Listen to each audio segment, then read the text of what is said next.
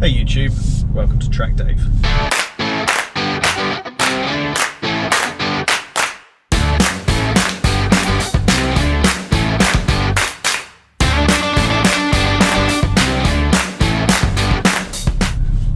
Today I want to talk to you about the A35, taking it on track for the first time, some surprising things I found out about the car, things that I changed before the next track day, and then how they affected how the car performed. First off, I've had the car for about 4 months now. Generally really pleased with it. On the road the performance is fantastic. It's got loads of shove. The gearbox is by and large pretty good when you're driving quickly. It's smooth to drive. What more could you want?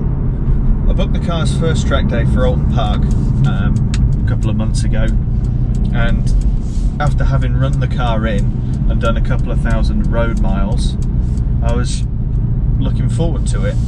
I had no reason to suspect that there'd be any issues with the car. It's got an AMG badge on it. It's not an AMG line. When the car was first released, the head of AMG said this is going to be a proper AMG. It's going to go through all the development that a full AMG GT would go through. So I had high hopes for the car. On paper it looks pretty good.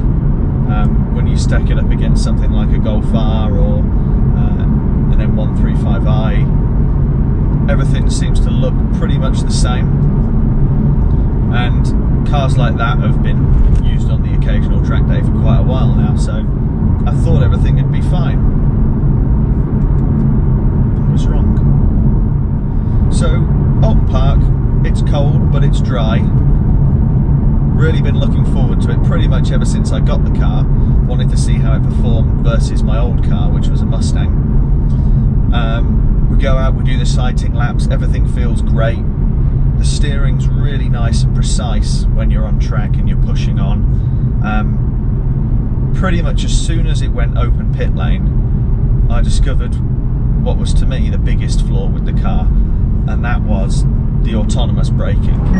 As you're braking towards a corner, if you're gaining on the car in front, the car thinks that you're going to run into the back of that and applies full braking force, which brings the ABS on, the car starts to squirrel around, and generally that's not something that you want, and it doesn't inspire confidence. So we went through and found the autonomous braking setting, switched it off completely. Happy days. Well, no, not really, because even though it's switched off, it's still working. There's no error messages or warnings popping up on the screen anymore, but you can still hear an audible beep followed by the brakes coming on full, right at the point when you don't want the brakes to be coming on full. You want to be coming off the brakes and starting to turn in. So that was a bit annoying. In those situations where you've got quite a busy track day and there's lots of drivers, and it might be the first or second time you've come up behind someone, you're relying on closing in on them in the braking zone and cornering faster than them so that you can get on the gas sooner and amplify that speed advantage you've got coming out of the corner and heading along the straight. That's how you overtake people. Unfortunately, you can't do that. If you're threshold braking and then the car slams on completely and you start sliding around, you've completely lost any advantage you did have. So the morning was spent pretty much just trying to avoid other cars in the corners, and even when they're quite far away, the car's activating the emergency braking. In the afternoon, traffic thins out a little bit. People have figured out who's quicker and they'll let you by almost as soon as you get up behind them, so it wasn't as much of an issue. So the other thing I found was, on track the brakes seemed fine. They were pretty good. There didn't seem to be a huge amount of fade. The pedal got a little bit softer, but you kind of expect that from having a brand new car where the brakes have never been used and everything's ultra grabby. As you use them, the brakes tend to soften off a little bit. Things felt quite positive. They were fairly easy to modulate when the car wasn't slamming on for you. And it wasn't until after the day when I was washing the wheels to get the brake dust off that I realised the toll that the day had taken on the front pads specifically. You can see in this picture how they're just completely disintegrated. For the pad material, they've been massively overheated. Now, whether that's the fact that they were just used on track at all, or whether that's the autonomous braking putting a whole load of energy into them, that can't be particularly good for a brake pad. But if you contrast these to brake pads from the car I had before, which was a Mustang, which was 200 kilos heavier, thereabouts, another 100 horsepower on top, doing pretty similar lap times.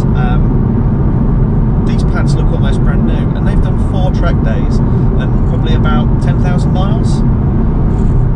So there's something going on here, whether this vehicle is more of your poser market than your actual market of people who are going to use the car. But I just find it hard to believe that when AMG is saying this vehicle is going through all the same testing and development as an AMG GT, that these brake pads that are fitted to the car would ever pass their DVP testing. If you bought an AMG GT and your brake pads fell apart like this on your first track day, you'd be really disappointed.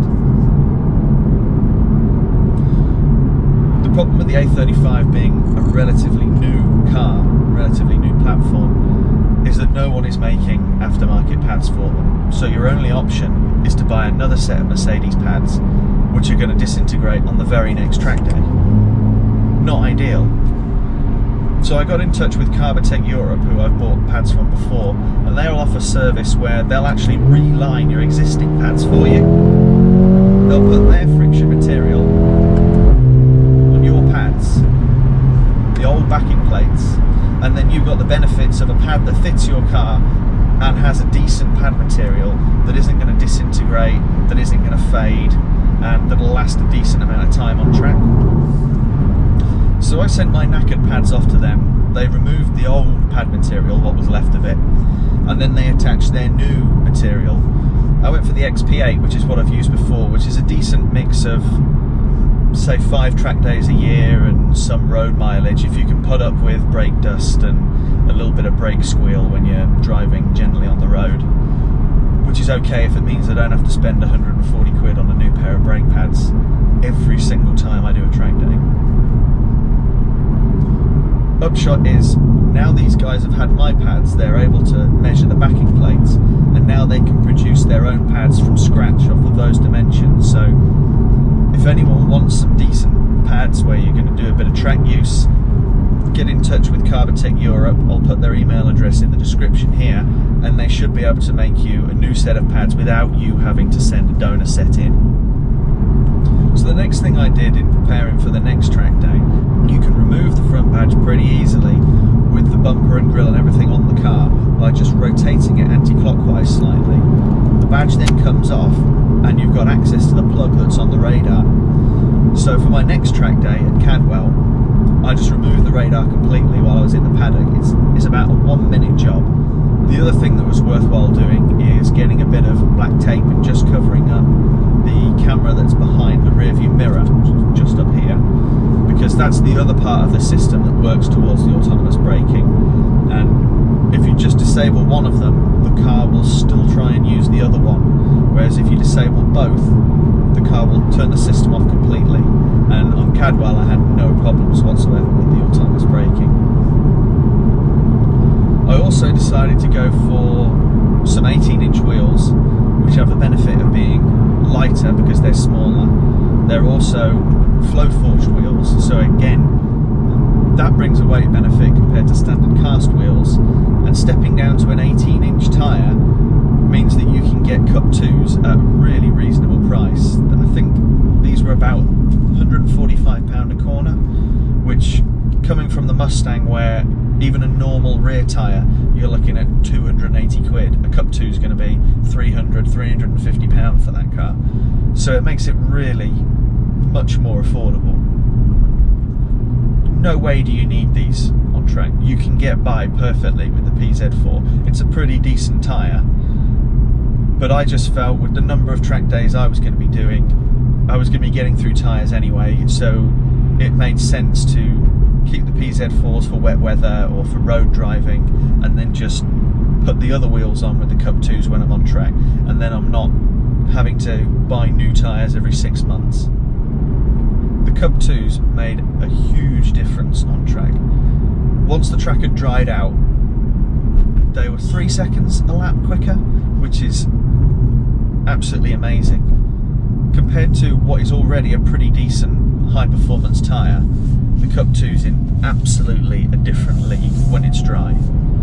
In the wet, I'd still be grateful for having the Pirellis on the car. So I mentioned earlier how there were some things that were kept back from the A35 to make the A45S seem a bit more special. In Europe, you can get the A45S seats in an A35, and I really wish that was an option in the UK, because these seats, although they look quite nice and on the road they're pretty comfortable, they hardly offer any lateral support when you're on track. And with the kind of grip that this car's got, the all-wheel drive system, you really want something that's going to hold you in the seat rather than having to use your arms on the wheel to keep yourself in position. What really annoys me is Mercedes UK have decided to remove Track Pace, the lap app, from the in-car system on the A35 without updating any of their marketing literature, without talking to dealers, without changing any of their websites. So you read magazine reviews on the A35 launch where they talk about this app, you see YouTube videos advertising it from AMG, and to be honest, that was one of the reasons why I was interested in this car over the Golf R or the M135i, because they haven't got anything like that, and being able to record data reliably in the car to do video overlays afterwards is something I was really interested in. Because now I know there are other systems available. For example, you can just use something like Harry's Lap Timer. You can get a cheap OBD plug-in, you can log to Harry's Lap Timer, and then you can later overlay that onto a video. The problem with that is I've been unable to get it to work reliably in any of the cars I've had. I've bought a recommended OBD adapter. I didn't go for some cheap Chinese knockoff, I went for the ones that were recommended, and they always seem to work for the first 10 minutes and then stop transmitting any data to the phone that's logging. You then have to stop the car, unplug everything, switch everything off, plug it back in, and you're not going to be doing that every time, so you just don't do it. So when I saw that the A35 could just do this straight out the box, it would log to its own system, you wouldn't need to connect anything, that seemed really appealing. It seems that my car was built in July 2019. Cars built just before that, you're still able to purchase the app from the Mercedes-Me store. Cars built after that don't have it. Don't even have the ability to buy it. Don't even have it in the firmware on the car. So, is there anything else that you should do before taking the car on track?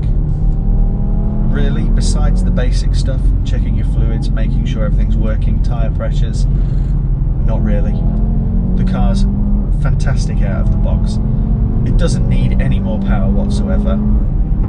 It's got a decent amount of torque. The gearbox is really quick in Sport Plus if you're doing what it's expecting you to do. And by that I mean, if you're braking heavily, it thinks you're going to downshift. So if you try and upshift, that's going to be really slow. But why would you? I leave the car to do the upshifts itself because it's programmed to shift at the perfect point to shift up. And it's always ready to grab the next gear down if that happens just before I'm about to brake anyway, so you're not losing any time realistically. You can shift manually, but frankly, in second gear, it's geared so low, I'm constantly hitting the rev limiter if I'm trying to shift myself. So I just let the car do that element of it, and I'll downshift myself because I know how tight the corner's going to be, I know what gear I'm going to need. Once you've swapped to a decent brake pad, the brakes are pretty good. I was doing 20-25 minute sessions, and really it's your tyres that you're kind of overheating before your brakes. Things like the coolant and gearbox and oil they all seemed pretty stable. Ambient temperatures were pretty cold this time of year anyway, so we'll find out more in the summer how it copes with higher temperatures and sort of 20-minute stints on track, but I'm cautiously optimistic. It seems good. So generally, a really good car, and I'm very impressed with it. It's got a couple of little issues with it that are cheaply fixed. If you're going to be tracking your car, I would definitely say, when you get to the circuit, disable the autonomous braking. Get yourself some decent brake pads, unless you're going into it knowing that you're going to brake gently, which is fine. If you only want to take it on track once so you can see what the car's capable of, the standard pads will probably be fine. So thanks for watching. If you like this video, please subscribe. We should be getting some good videos soon of comparisons between the Mustang and the A35. Should be doing some overlays of different circuits. Hopefully we'll get one at Alton Park, and then we should get one at Cadwell Park to my buddy's Mustang. So there should be a lot of good stuff coming up.